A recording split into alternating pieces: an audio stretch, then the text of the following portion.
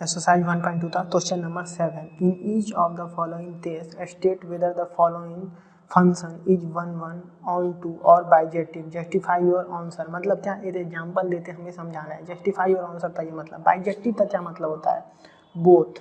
Bijective का मतलब both, both क्या, बोथ 1 एंड ऑन 2 दोनों। बाइजेक्टिव का यही मतलब हुआ कि बोथ 1 एंड ऑन 2 दोनों होना चाहिए।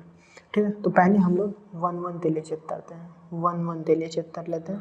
फंक्शन दिया है R to R, real number है, defined by f of s equal to 3 - 4s। ये फंक्शन है हमारे पास। ठीक है, ये हमें दिया है। तो f ऑफ s 1 होने के लिए पहले क्या होना चाहिए, f of s equal to f of y होना चाहिए और s इक्वल टू y होना चाहिए। तो हम लोग बोलते हैं फंक्शन जो है हमारा वो 1 है। तो f ऑफ s फंक्शन हमारे पास क्या दिया है, 3 - 4 है। f ऑफ s क्या हो जाएगा, 3 - 4s और f ऑफ y s की जगह पे y डाल देंगे तो 3 - 4y, ये हमारे पास आ गया। अब f of s equal to f of y हमें डालना पड़ेगा। तो f of s equal to f of y हम लोग डाल रहे हैं। f of s equal to f of y डाल रहे हैं, मतलब क्या 3 - 4s इक्वल टू 3 - 4y डाल रहे हैं। ये दोनों कैंसिल आउट हो जाएगा, माइनस माइनस कैंसिल आउट हो जाएगा, 4 कैंसिल आउट हो जाएगा, s इक्वल टू y आ गया। तो जब हमने f of s equal to f of y डाला तो s इक्वल टू y आ गया। s इक्वल टू y आ गया मतलब क्या हम लोग बोल सकते हैं, फंक्शन इज 1, ये हमने प्रूफ कर दिया। जब हमने f of s equal to f of y डाला तो s इक्वल टू y आ गया, मतलब क्या फंक्शन जो है वो 1 है। 3 - 4s इक्वल टू 3 - 4y हमने जब डाला, 3 - 4s इक्वल टू 3 - 4y डाला तो s इक्वल टू y आ गया, मतलब क्या हो गया, फंक्शन जो है हमारा वो 1 है। अब ऑन टू के लिए भी हमें चेक करना पड़ेगा, तो ऑन टू के लिए भी चेक कर लेते हैं, कोई दिक्कत नहीं है उसको चेक करने में भी। y देखिए, y हमारा मान लेते हैं 3 - 4s है। ठीक है, y हमारा क्या है, 3 - 4s है।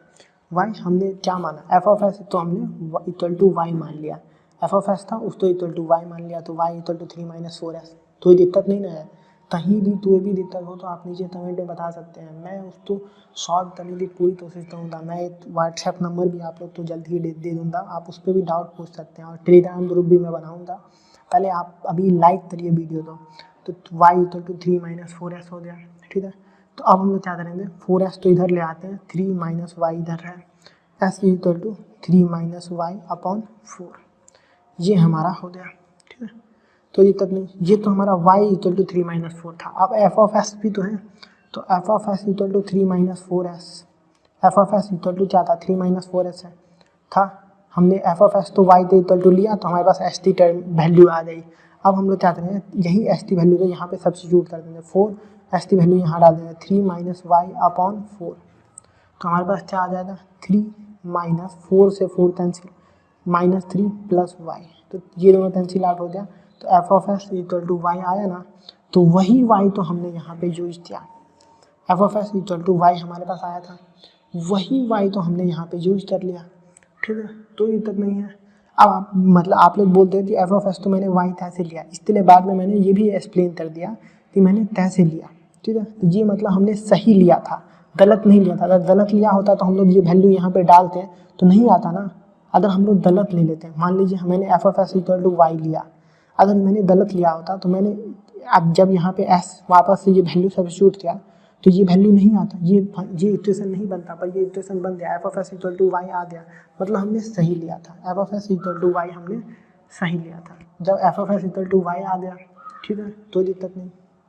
और यहाँ पे भी दिया हुआ था कि r टेंड्स टू r मतलब रियल नंबर, तो यहाँ पे s था, हम लोग ये चेक करेंगे कि s का जो वैल्यू है वो डोमेन में है या नहीं, मतलब क्या रियल नंबर में है या नहीं।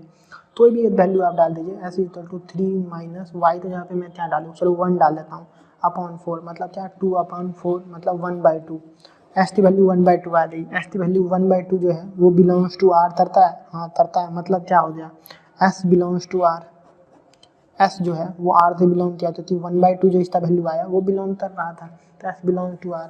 s क्या है हमारा, s जो है वो डोमेन है, तो जब s बिलोंग्स टू r है तो हम लोग बोल सकते हैं function is on to.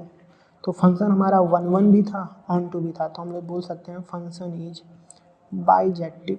Function जो है हमारा वो बाइजेक्टिव है। क्लियर है, कोई दिक्कत है इसमें तो आप पूछ लो, अभी पूछ लो, मैं वापस रिपीट कर दूंगा। चलो मैं वापस रिपीट कर देता हूँ, मे भी आपको कोई डाउट हो जाए।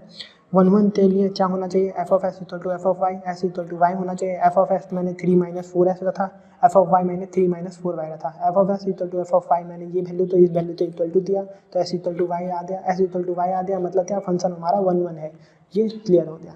अब ऑन टू चेक करना था, तो Y equal to 3 minus 4 S है, यहाँ पे वाई कैसे आया, तो एफ ऑफ एस तो मैंने वाई के इक्वल टू डाल दिया।